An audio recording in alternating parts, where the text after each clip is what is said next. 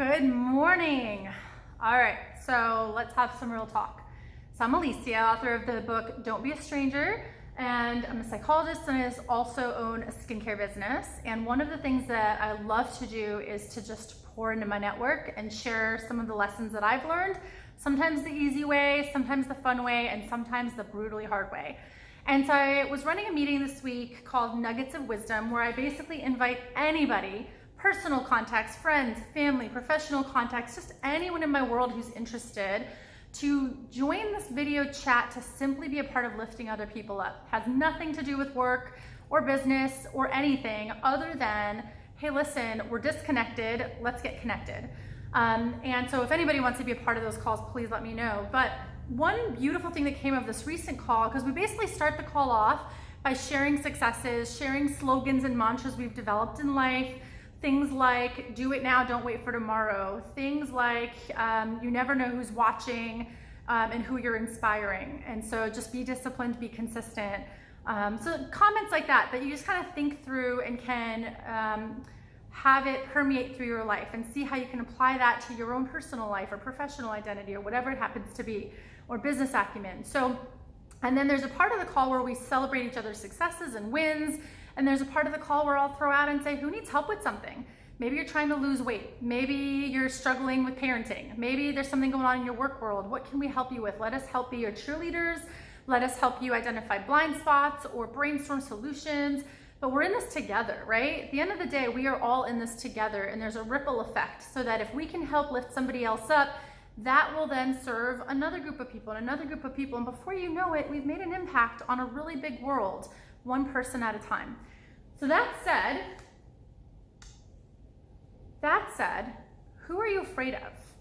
And are you living your life for your lovers, or are you living your life for your haters? Are you basing your decisions, your actions, your behaviors, your posts, your shares? Are you taking action out of fear of what your haters will say, think, or do? Or are you taking action based on what your lovers are cheering you on for, right? And I don't mean romantic lovers. I mean the people that are truly there cheering you on from the sidelines, supporting you, even when they don't understand your dreams or what you're doing. Are you living your life for the cheerleaders, or are you living your life out of fear for the haters? And this is something that came out of this recent meeting, and I really thought about this. Like, how often have I hesitated to hit record or go live? Or how often have I hesitated to hit share or to post that thing for fear of what somebody might think or say about me, or the fear that somebody might roll their eyes when they see it? But am I really living my life for the person that's gonna roll their eyes at me? Is that really somebody that is supporting me? Because the people who genuinely are kind and support me, irrespective of their intentions, the people that are kind and support me are the ones I wanna live my life for, right? Oh, welcome to my little baby, that's Kaylee. So this video is really a call to action for you, to encourage you to live your life for the cheerleaders and live your life for the people that are there to lift you up, because they're both out there. I guarantee that I've got people in my network, I may or may not know who they are, who are not supportive, or who probably do roll their eyes when they see that post, or probably ignore all the posts that have to do with my business and only cheer me on when it has to do with something related to either my psychology world or something funny or something inspirational.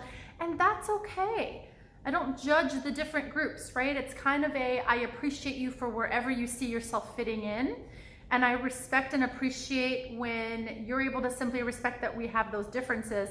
But I want to be always mindful of, am I resisting my growth? Am I holding back my growth because I am afraid of what the people that don't support all those arenas are going to think or how they'll respond? So how often do you find that you are afraid of putting yourself out there in some arena of your life? Who are you afraid of? Who are you afraid is judging you, and why?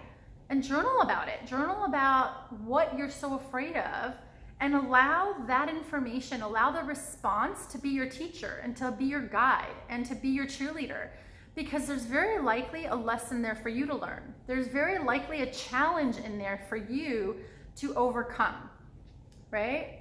Because growth only comes on the other side of overcoming and doing and applying yourself. So that said, if I would have lived my life for fear of the haters. Now, granted, the fear of the haters has never gone away. It's always there. What has gone away is my consistent giving into the fear.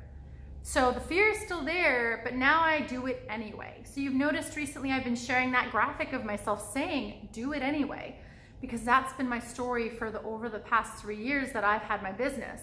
I mean, I literally went from an investment I made over 3 years ago, and I have now multiplied it by 40 as far as what it's given back to me financially, 40 times the investment I initially made, but that is not even close to the priceless values of the lessons that my business has taught me on being a stronger, more resilient person. And that doesn't mean I don't still get down. It doesn't mean I don't still have my days where I am depressed, I am anxious, I am frustrated, I want to withdraw from it all. I just can't take on any more of those fears, but they're fears I'm often imposing on myself. And sometimes they are reality-based. Sometimes someone does say something not very nice. Sometimes somebody does set a limit or ignore something, or sometimes you do put that post up and then you feel sad that like nobody acknowledged it. And then invariably something happens that reminds me people are watching when I don't know it, and people are feeling inspired when I don't know it, and people are ordering a couple months later who I never knew were watching, right? And they are supporting me, they're just doing it in their way. So who are you giving that power to? You know, a mantra that I've developed in my business that I've been training my team on for over a year now, and that I included in my book, Don't Be a Stranger, is really asking yourself, how often do I avoid doing the things that matter? In what capacity of my life? If it's often in your business, if it's often in an area of your personal life, really examine what's going on there and what are you afraid of? What is the judgment? And do you want to give it the power you're giving it? And then I have this mantra that I've developed of do it scared, do it ugly, and do it often. So do it scared goes without saying, right? It's you're anxious, you're afraid of the judgment, you're afraid of the consequence, do it scared. Do it anyway. Do it ugly means be clumsy at it. It's okay. Trust that you're not going to be smooth. Trust that you'll post that post and maybe it won't come back with any response. Trust that you're going to be too wordy. Trust that you will not say it exactly right. Trust that you might turn some people off with it. Trust that you just might not say it in a way that you look back a year from now and think, oh my gosh, that was so great. And you might be like, ooh, did I say that? And then do it often. So it's so essential to do it scared and do it ugly, but probably the most essential part to overcoming fear and developing excellence is in the doing it often. Because it's when you keep doing it scared and you keep doing it ugly that you start getting smoother and you start realizing that you've overcome it. Because the first few times you do it, you're gonna feel like you didn't. You're gonna feel sloppy. You're gonna feel like you still failed. Like, see, I knew it was gonna be sloppy and it was sloppy, sure. Now do it sloppy again and again and again until it's not sloppy anymore. Until you start seeing that response, until you start getting those messages 6 months from now that say, hey, I've been watching you and you've been inspiring me. Or hey, I've been watching and thank you for sharing the wisdom. Or hey, I've been watching and I'd really like to try that product you've been posting about. I didn't need it then, but I do think I need it now. Or hey, thanks for continuing to post.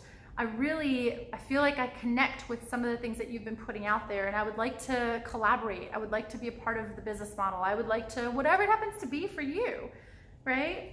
And heck, maybe it's just I would like to simply tell you how much I appreciate you in my world. So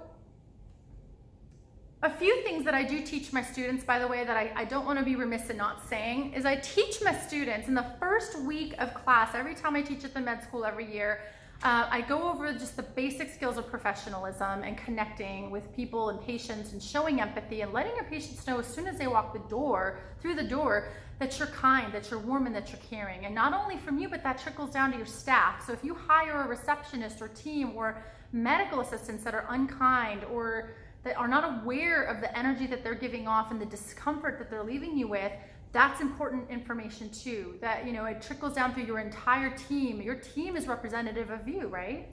And so one of the things I teach my students is be very mindful of your online presence. Even before you interview for that residency, even before you go for that first job, even before you apply to that school, especially in today's world, people are checking social media. And Ellen DeGeneres is one of my favorite comedians. And I love her show, and she does a great snippet on her show. If you Google on YouTube, if you search on YouTube for Ellen DeGeneres Facebook or Ellen DeGeneres, Instagram, she pulls out a couple snapshots of some of her audience members and like photos that are just hilarious, not photos you'd probably want a future employer seeing. And so I teach them to be very mindful of what you're putting out there. So I always want to say, when I say be true to yourself, be very careful and know your audience as well, right? So I don't think being true to yourself means on a public forum always pouring everything about your soul out there. I don't recommend emotionally charged posts. I just don't. I don't think that's the place for it. I think that that's very likely true, and there's a space for you to show up in that way. I would just encourage doing it off the public platform with your trusted people in your life. I also recommend staying away from political posts, political rants, super strong statements. So for example, with right now and what's going on with the quarantine, you've got one camp who is very, very protective of everybody around and saying, let's all quarantine, let's be a part of the solution. There's enough doctors and nurses and medical staff and even the housekeeping staff of hospitals who are being overly exposed to this really frightening thing. And then you've got the other camp of people saying, this is ridiculous, this is just a political scam, open back up the world, which is really, really emotionally damaging to the other people on the front lines or the people that have already lost loved ones to this really awful virus. And just be sensitive to what message you might be sending and how that could possibly be being received by people in your network that you may never hear from. And the pain you might be inadvertently causing, is it worth it? Because you probably don't mean to be creating that pain, but is it worth it? So always thinking through the consequence, right? That said, be true to your values, be true to what you're proud of. That's not just a personal opinion. My business is not my personal opinion. My business is something I'm proud of. I have created it out of nothing in an area of my life I had no business entering, and I've made it a success now. And success is defined differently, right? For me, multiplying an investment 40 times over in 3.5 years' time and having tax breaks and traveling the world, working that business on a huge global platform, being able to maintain that business and share that gift with other people, especially at a time right now who need an opportunity through something like this, that is absolutely priceless. And if I would have not put myself out there for fear of people's judgments of me, imagine what I would have robbed myself of, right? But for you, that dream could be something very different. For you, that drive could be something different. I don't post a lot about my psychologist identity because I just feel like that opens up territory for people to ask questions that I don't feel comfortable answering when there's not a therapeutic relationship, professional rapport, professional relationship, public platform. It's too close to it's too close for comfort when we're talking about my personal versus my professional self. My skincare world is my fun. That's where I get to let my hair down, be silly, travel and meet strangers everywhere I go, and engage on a multitude of different levels and allow whatever gifts come of that. And my business has challenged me to do that in a way that I never did before. So I absolutely am grateful that I did not resist the urge to present myself in that arena for fear of those judgments, but I'm not offending anyone with those posts. So I guess ask yourself, is there the potential of offending? Is there the potential of showing someone an unattractive color of my core value, right? My business is not about my core values. However, if I were posting scandalous photos online, that could be a core value question. If I'm posting, really black and white judgmental statements online, that's now judgment. Very, very, very seldom does anybody post anything negative on my wall, which I'm so grateful for. But the occasional time someone does, I am quick to delete because I won't welcome that. I won't welcome that dialogue, right? And if somebody's gonna say something so black and white that could offend someone else in my network because it's your personal opinion, my public forum is not the place for that. And so I'm very particular on protecting that because I want to protect everybody who has trusted me by being a part of my world. And it's not to say I'm perfect at it, but I do my best. Okay, to wrap this up, here are the things that I take on in my identity, right? I am someone proud to serve my patients and proud to serve veterans because that's what I get to do and I get to do, right? So imagine it. Be careful of your language. How often do you say I have to do something versus I get to do something? I get to serve elderly veterans every day that I go to work who remind me of my elderly father, and it is an honor. It is an honor to feel like I can be there for them in a way that I wish that I could have, or that people could have been there for my father if I still had him. And I don't have him, so every day that I go to work, I feel like in a way I get to honor his era, right? I am proud of my business. I'm really proud of what I've created. I'm proud of how often I've put myself out there, even at times when it didn't give back. I'm proud that I kept waking up and doing it on the days when I was depleted and exhausted and frustrated and felt like a failure and just felt like nothing I was doing was making a difference. And then looking back and realizing, gosh, I don't even remember those days, because all in all, it's been pretty remarkable. But there's always those isolated days. There's weeks, there's sometimes isolated months that are not great.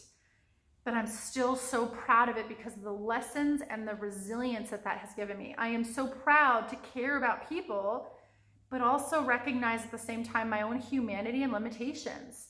I can't be there for everyone. I wish I could be. I value equality. I value when someone's kind to me being kind back, and I do my best, but I can't read people's minds. I can't always assume and anticipate every need, and even if I could, I couldn't serve them all.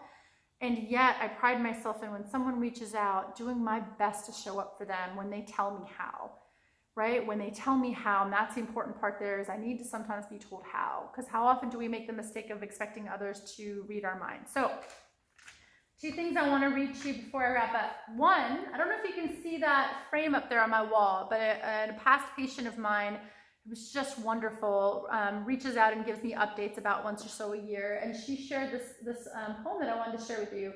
It's just a statement by Rumi. It comes out of a poem, and it says, "The wound is the place where the light enters you." The wound is the place where the light enters you. And I think that is so beautiful. And if you think about it, our wounds are created by these very moments of pain. Our wounds are created in those moments where we do it anyway, and maybe the result isn't what we wanted. When we put ourselves out there anyway and we got a crappy response back, or we felt rejected, or we felt inadequate, or we felt like it didn't happen, it didn't serve us, it didn't lead to success. Well, the wound is where the light enters you, right? That is where you could choose to either dim your light and allow that to change the course that you originally set out to persevere through, or where you overcome and say, you know what, I'm going to do it again, and I'm going to do it again, and I'm going to grow from this, and I'm going to develop strength, and I'm going to persevere. Okay, the reading for the day, I think it's the 25th. I hope it's the 25th. Life is both. And this comes from a book, A Year of Positive Thinking, Daily Inspiration, Wisdom, and Courage, that I ordered on Amazon. Life is both. Sometimes you will lose. Often you will win. Either way, you must accept what is. Honor all of it, the good and the not so good, the beautiful and the brutal, the peace and the unrest, the black and the white and also the gray, the happiness and the anger, the delight and the sadness. You are better for all of it. Both this and that, as it is, no matter what life hands you, there are always profound lessons to be learned and opportunities waiting. Don't ever forget that. Pretty perfect timing, wasn't it?